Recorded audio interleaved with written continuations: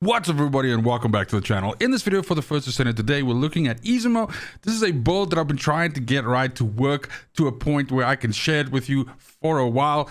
And pretty much I think we've arrived at that point. So essentially what you're looking at here is Esiemo, and every 4 seconds I run at a massive group of enemies and pretty much vaporize everything in a 23 square meter area. So yes, this is Esiemo, kind of like basically using your fourth ability on cooldown every time. And essentially, because a lot of the mobbing content in the game right now involves large groups of enemies who run at you and kind of like crowd around you, it's pretty much the perfect foil to that behavior, because you become a nuclear bomb every 4 seconds and pretty much just nuke everything. This is a mobbing setup for Esiemo. And the idea here being that this allows us to kill these massive groups of enemies that you face in 400% infiltrations, Sigma dungeons, Void Vessel, and of course Axion as well. All of these mobbing areas kind of like have exactly the same thing, where essentially you move from area to area and you kind of like have to deal with 200, 250, 300 enemies at a time. And this build kind of like excels at destroying those. Even the tougher enemies that you face at the end of a mission, you can essentially just use this mechanic of blowing them up. You can, of course, also deploy the rest of your arsenal. In other words, more mines on top of them and that sort of thing. And it's, like I would say, a creative way of essentially playing Esiemo. Now, there are a couple of things that kind of like keep this build from being, I would say, meta, or at the very least even like S tier. And that is because of the fact that, yes, the lowest we can possibly drive this cooldown to is 4 seconds. And yes, from a damage perspective, there are other Descendants that are able to dish out far bigger pools of damage in a shorter amount of time. And of course, the newer Descendants that have been added recently, like Nal and Ultimate Luna, and of course Serena, and so on. But those are the meta Descendants, and Esiemo does not have an ultimate version yet, and does not have any ultimate Transcendent mods or something like that. So I feel that there comes a point where eventually his kit will get reworked. It has been reworked a bunch of times already, essentially making his animations and that stuff a lot faster, which is one of the reasons why I delayed making this as long as possible, because it always felt so clunky, whereas it feels really good and responsive now. And it is pretty damn funny to go running across the battlefield at full kilt and then essentially just go bigger boom and pretty much just delete everything that's on the screen. So if you're looking to still build out Esiemo, and if you want to try something fun, this absolutely is something that is hilarious. I do get funny chats with guys going like, oh my god, what the hell are you doing? And yes, this is able to pretty much nuke your way through most of the content. I would say every once in a while you're going to run into a boss that's a little bit tougher. That's also why we build this slightly tankier than my normal glass cannon builds. So if this looks like fun, hold on tight, let's check out the build. Alrighty, so as usual, we're going to go ahead and start off with the modules. Now, technically speaking, I'm going to show you 2 versions of the build, and 2 versions might be a strong word, but the point is that this build is also capable of actually blowing up Void Intercept bosses all the way up until Gluttony, and with a couple of different bomb attempts, you can kill, you know, tougher bosses like Deathstalker and so on. But the bottom line is you're able to one-tap most of the Void Intercept bosses up until Deathstalker by essentially just using this setup here, which uses Explosive Evade instead of Creative Explosion, which is what we use for the standard build. So if you want to use this to farm Void Intercept bosses, then the only thing that you're going to change is you're going to switch Transcendent mods. You're going to switch from Creative Explosion to Explosive Evade, which just allows you to get more guided mines on the ground. And then pretty much what you do is you just keep planting bombs on the ground and planting landmines on the ground until you have about between 13 to 15 of these mines stacked on the boss, and then you go delete, and then the boss dies. So that's the boss killing version of it. But specifically the build or the discussion that we're going to focus on is talking about the mobbing version of this, which uses a Transcendent mod called Creative Explosion. Now, what Creative Explosion does is basically it hoovers up all the bombs around you that might be on the ground, landmines and things like that, and other stuff, other bombs that are attached to a target, and then that actually multiplies the damage of your big explosion. So you can see your damage increase per bomb is 25.5%. But by default, without deploying any mines or anything like that, you're dealing just a massive amount of damage with this build. The reason why we use Creative Explosion as well is because it severely lowers the cooldown of this fourth ability. Without Creative Explosion, you can see that the fourth ability has an 80-second cooldown, which you can get all the way down to 8 seconds. Of course, it deals significantly more damage from a skill power perspective. But the bottom line is, when we put in Creative Explosion, we get a nice snappy 4-second cooldown. Oops, sorry, I'm not hovering at the right place. We get a nice snappy 4-second cooldown, which really does help us to chew through the enemies at a rapid pace. Also at the same time, of course, your time bombs still deal a fair amount of damage. Your guided landmines still deal a fair amount of damage. So feel free to also use those to obviously also wreak havoc on the enemies. But pretty much all you're doing here is whenever you are waiting for this to come up from cooldown, you're just using your gun to shoot and weed out enemies. And as soon as this is available, you engage, you run, and you self-destruct. So for this build, there is 2 different ways in which I experimented with it. Of course, I did try to build it crit. This is just a brute power version of it, which just focuses on raw skill power, whereas there is a crit variant of this as well, where you essentially use something like, let me just find it, where you use something like Blue Beetle. And with Blue Beetle basically proccing its increase to skill critical hit rate or for fusion skills, which your fourth ability is, there is certainly a drive to try and test to play this to crit. However, what I ended up finding is that because you have to sacrifice so many mods to crit, and because this build needs a lot of cooldown stacked on it, and then you also need to stack range, there just simply isn't enough mod slots to make it feel as consistent as it feels by just building the raw power version of it, if I put it that way. Nonetheless, it's not that the crit version of it is ass. I just feel like this version performs better, which is why this is the one that I'm actually showing to you guys.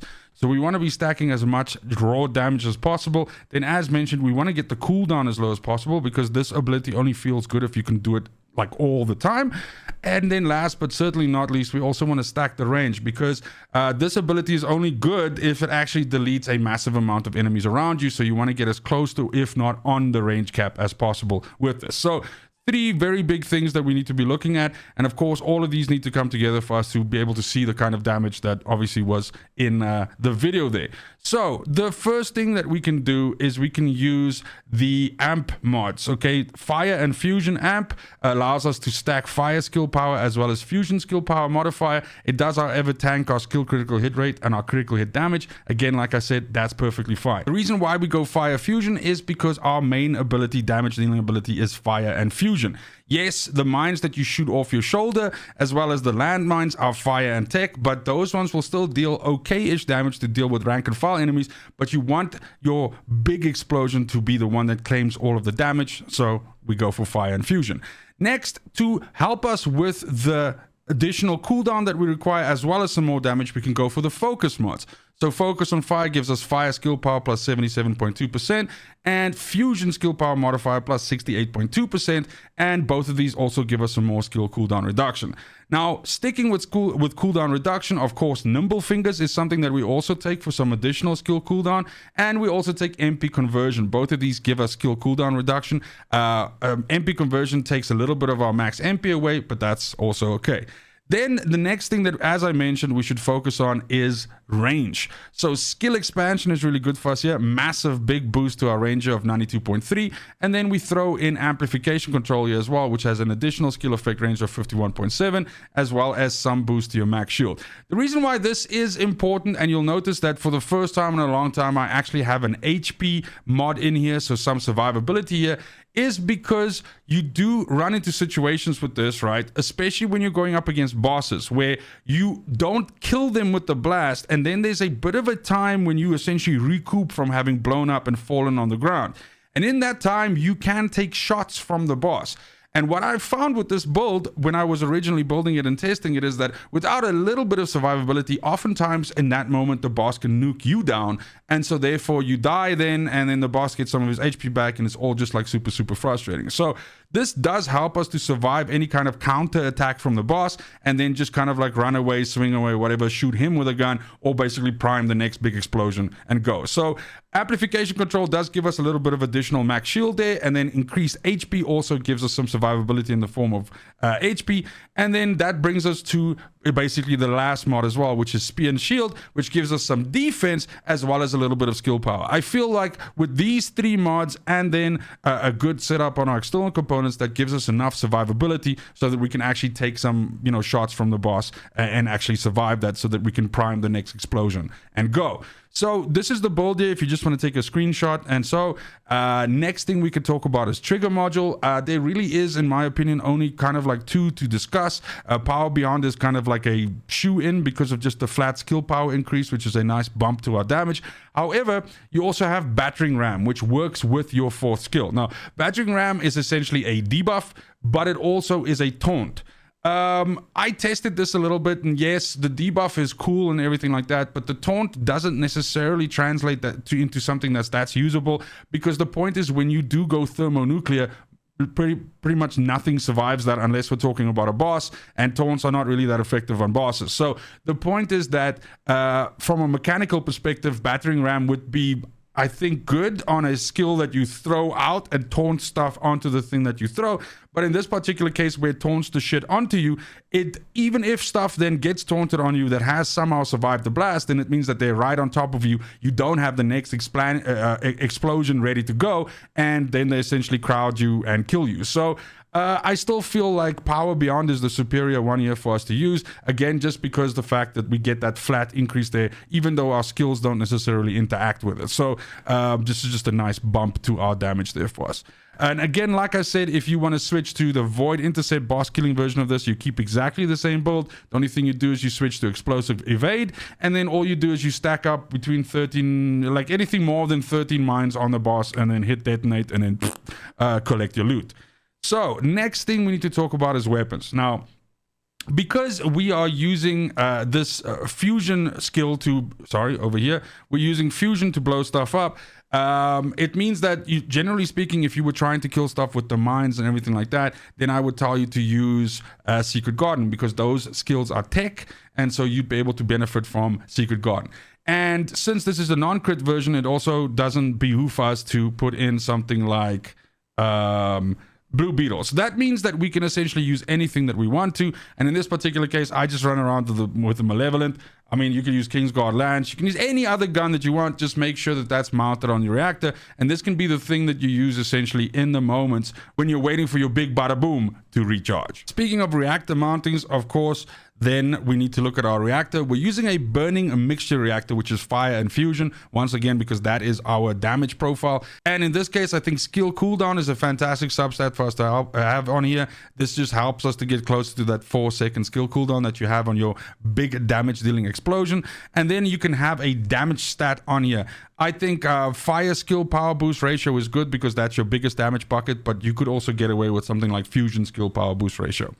Then when it comes to your external components, we actually use a 2-2 setup here. So this means this is another reason why we stack a little bit of survivability, because the 4 that we use don't have a good amount of max HPs between the two of them. So you have 2 max shields and 2 max HPs as your intrinsic stats on these external components. So that's the other reason why we also just stack a little bit of survivability.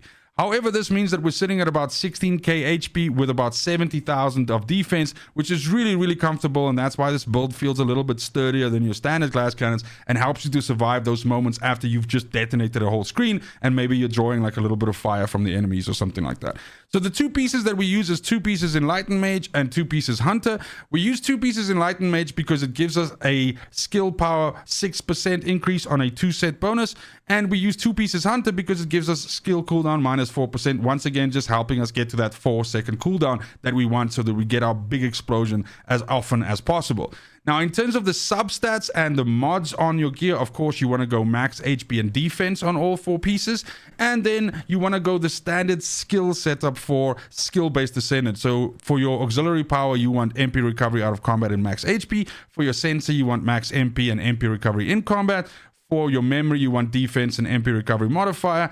And for your processor, you want toxic resistance, shield recovery modifier, shield, something like that. Any of those can be fine. Your processor is kind of like the least important one of the bunch.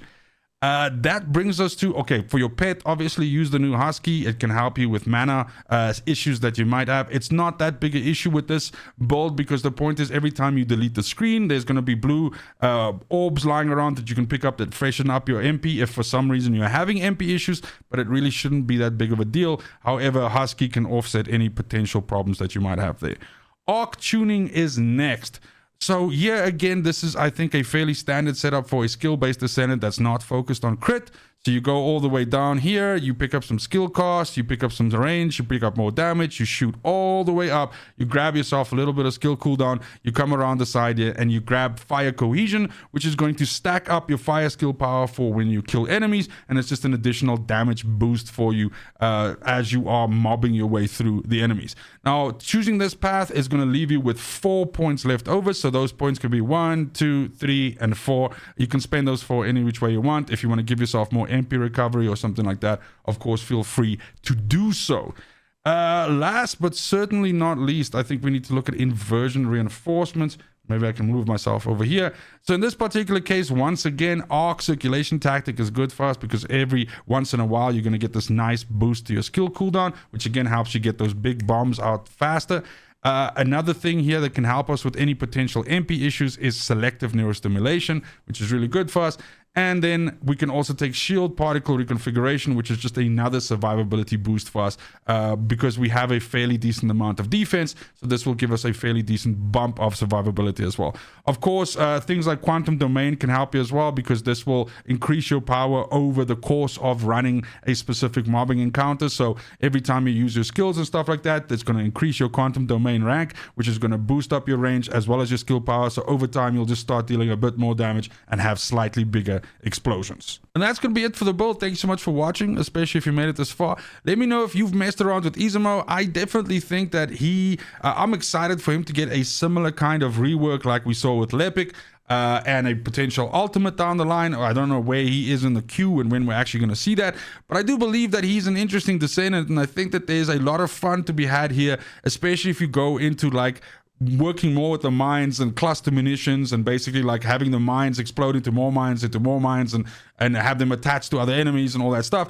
which some of his Transcendent mods already kind of like have that effect built in, but I feel like it's not completely there just yet. And very much like how Lepic was refreshed now and feels really, really fucking good now, I'd like something similar for Esiemo, and hopefully we'll see that sometime later in season 3 or possibly season 4. Other than that, thanks for all the support, thanks for watching. Please do keep watching, tons more videos coming, and as always, fucking cheers.